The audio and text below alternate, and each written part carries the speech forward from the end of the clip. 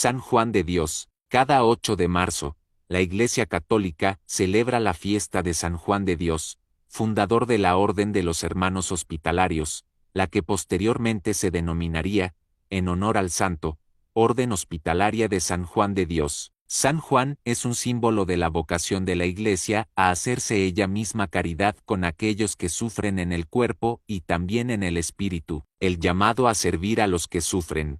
San Juan de Dios nació en Montemoro Novo, Montemayor, Portugal, el 8 de marzo de 1495, y, coincidentemente, fue llamado a la casa del Padre también un 8 de marzo, pero de 1550, en Granada, España. Su nombre de pila fue Joosidad de Duarte, aunque el mundo lo ha conocido siempre como Juan, Juan de los Enfermos. Joo, con tan solo 12 años, tomó rumbo hacia Toledo, España. Allí empezaría su curioso itinerario laboral que lo haría pasar de pastor, su primer empleo a mercenario a los 27 años, cuando se enlistó en la milicia del emperador Carlos I. Poco le faltó para morir ahorcado allí, a causa de un descuido que comprometió a su compañía militar. Después de la milicia, a la que regresó nuevamente para ponerse bajo el mando de Carlos V y combatir a los turcos, empezó a trabajar como librero en Gibraltar, llegando a abrir una pequeña librería propia. Gracias a este oficio tuvo contacto con la literatura religiosa de la época,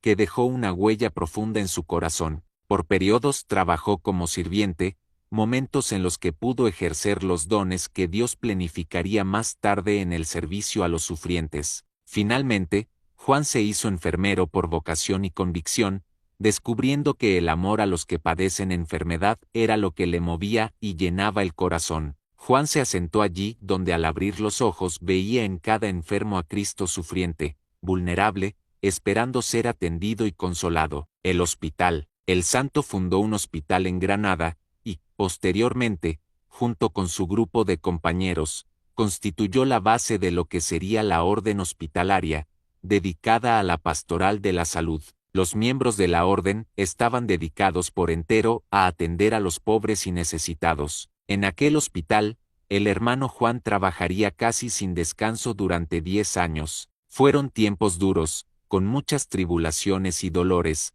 que se hicieron más llevaderos, cuando no hermosos gracias a la oración. Sin Cristo, nada hubiese sido posible.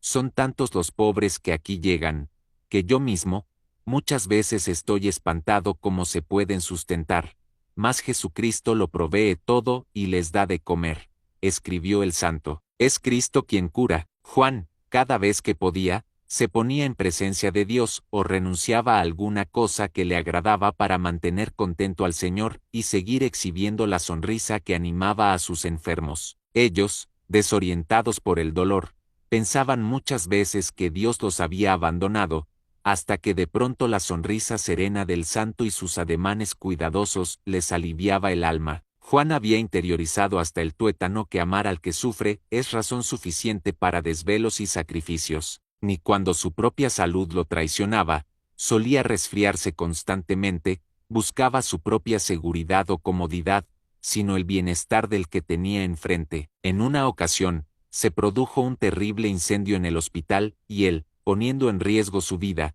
se encargó personalmente de rescatar a los pacientes. Fue auténticamente milagrosa la manera como San Juan atravesó el lugar en llamas, una y otra vez, sin sufrir quemadura alguna. Aquel día ni uno solo de sus pacientes sufrió algún daño. Tras la pandemia, San Juan de Dios, además de ser patrono de hospitales y centros de salud, lo es de quienes trabajan en ellos, médicos, enfermeros, administrativos u obreros, es decir, de todos los involucrados en dar salud y preservar el valor de la vida humana. Asimismo, y no es poca cosa, es patrón de los que difunden libros en los que hay verdad, como los libros religiosos o de provecho espiritual. La salud es siempre cosa del cuerpo y del alma. Hoy su vida y ejemplo de entrega a los sufrientes cobran un sentido especial. Pidamos su intercesión por todos aquellos que se arriesgan en los hospitales y servicios de salud alrededor del mundo para servir a otros. Pidamos también por quienes padecen el dolor del deterioro corporal y la soledad que a veces acarrea la enfermedad.